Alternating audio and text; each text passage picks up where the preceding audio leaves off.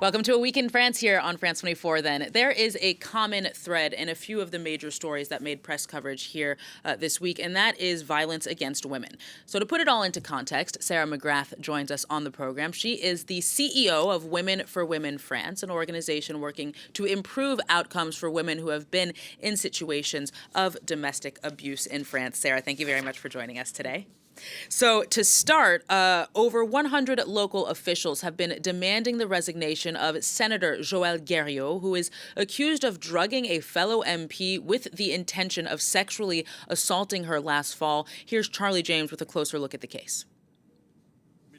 French Senator Joël Guerriau being pressured by his peers to give up his seat. In total, 142 elected officials from the region he represents in Western France signed an open letter this week calling for his resignation. The letter states, Mr. Guerriau's choice to maintain his seat at all costs is not only regrettable for the image of the upper house of our parliament, but also for the defence of our region. Guerriau already withdrew from his functions, but one of his fellow senators from the Loire-Atlantique region says he needs to resign. He has the title. I believe he has the compensation that comes with it, so it's a moral question. He isn't carrying out his functions, neither here or in my region, because we don't see him on the ground there at all. Guerriau is accused of drugging French Member of Parliament Sandrine Jousseau with the goal of sexually assaulting her. Both are elected officials from the same region and have known each other for 10 years. One evening in November 2023, he invited her to his home in Paris to celebrate his re-election. That night, she saw him holding a white bag before feeling pain in her chest. Tests revealed a high amount of ecstasy in his blood. Guerriau says it was a mishandling, that the drugs found were on a glass he previously used for himself. But an analysis of his phone revealed suspicious internet searches, looking up the effects of GHB, also known as the date rape drug. The investigation is still underway, and Guerriau's lawyer says those calling for his resignation should not interfere. There is no such thing as a forced resignation, which is what they're currently trying to accomplish. And not one of these 142 signatories has read the first page of the criminal file. And yet everyone is allowing themselves to judge him. Guerriau's term lasts until 2029, and the senator says he wants to stay on while the investigation continues. That report from Charlie James. So, Sarah, this case comes, of course, as the trial of Dominique Pellicot continues. Both cases involving situations of what's now being called chemical submission. Do you think that this Pellicot case will impact the fate of the senator? Well, in France at the moment, we're talking about male violence against women, finally. I think chemical submission, as we're now calling it, is one tactic that abusers use, but there are so many others. I think the atmosphere here in France, rightly so, is very angry at the moment, especially on the feminist side. We are so sick of hearing about another woman raped, abused, drugged, attacked by men, and men they know, men they work with, men that are in their homes, their family members. So absolutely, the tension is quite high in France, and rightly so. What do you think, or how, if at all, do you think that this story is representative then of the wider situation of women who accuse men of abuse? I mean, in all senses of the situation, from the way that the investigation is being handled, the way that local officials have to actually demand that he resign in order for it to be a possibility. What does this say about the situation in France? Yeah, I must say I am surprised that the senator hasn't chosen to resign. That would be the appropriate move. Of course, the presumption of innocence is an incredibly important judicial principle, and we do need to protect that. However, he has been put under judicial supervision since the end of 2023. That means a judge along the way did esteem that there was evidence, and it sounds like in the report that he has acknowledged that he had ecstasy in his home, and that in itself, we've got a senator breaching French law. So there's a lot of questions about how, of course, legally he doesn't have to resign. I would ask the question why he isn't. That would be my only comment. But I think that it points to a larger question of this discussion about presumption of innocence. We're so quick to defend that for men. where's the presumption of innocence for the victims who are coming forward? Because we're accusing them of lying otherwise.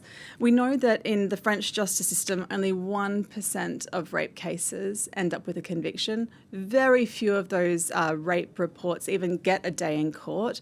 Over 80% of domestic abuse or sexual violence complaints don't even get taken forward by the prosecutor. So women can't rely on the justice system. What are we supposed to rely on? Perhaps reforms, Sarah, because you have talked extensively about how there is a low risk of perpetrators in France facing an investigation. There's other stats that you just mentioned there. How do you think that France compares to its neighbors in terms of protecting victims of sexist violence? So we speak a lot about domestic abuse laws. We've got woeful domestic abuse laws here in France. We don't even have specific domestic abuse laws. We've got generalist laws that we add then, they're in a couple and that's an aggravating factor. So we don't have anything in the French Penal Code for economic violence, meaning like a partner dominating someone and controlling their finances.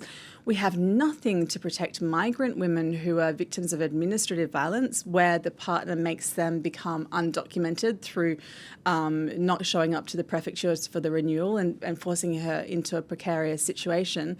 We don't have laws against coercive control. And so we're just so behind. Not only, sure, we've got some problems within the police, within the judicial system, but even our laws are just woeful. So we do need reform in the laws. And one thing that we are really excited to see are more calls for more funding, because we're entering into a budget cycle where we expect the Prime Minister to reduce funding available for these services for victims. And that's going to be, it's already so devastatingly low. I'm really concerned about the situation degrading here in France. Well, speaking of the situation degrading, we're going to turn to another story involving violence against women, adolescents this time, that made French media this week. On Wednesday, police here found the body of Lena, who is a 15-year-old girl who had been missing since last September. Authorities have yet to determine the cause of death, though the man who is indeed suspected of killing her committed suicide in July, effectively ending any further investigations. Kemi Knight reports. It took over a year to uncover at least part of the mystery. The body of 15-year-old Lena was found near the town of Nevers, in a stream near a wooded area, 400 kilometres from where she disappeared. DNA tests have confirmed her identity. Her family and friends are in shock. We just got the news. We're very, very sad. We're broken. We were still hopeful, but now we're just lost for words. 2 of my children have been crying since they got the news. It's really, really tough. Lena had disappeared on the 23rd of September 2023 along this road. She had just left her home and was on her way to this small train station about 3 kilometres away. For months, police led a thorough investigation, carrying out searches throughout the region, raids of nearby houses and thousands of forensic tests. But no answers were found until June, where investigators finally had a suspect. Samuel Gonin, a man originally from Besançon but who moved from one region to another, living in a car. His mobile phone had pinged close to Lena's home on the day of her disappearance, and traces of her DNA were found in a car he had stolen. But before he could be arrested, the suspect committed suicide. It means he will never be convicted, and the case will likely be dismissed. So, Sarah, this case did obviously get some media attention in France. That is, of course, why we're talking about it. But I think that you could argue significantly less so than other recent cases involving violence against women, notably young women being killed. Do you think that crimes are treated differently in France in function of the profile of the perpetrator? Yeah, unfortunately, sadly, I mean, this is a heartbreaking story.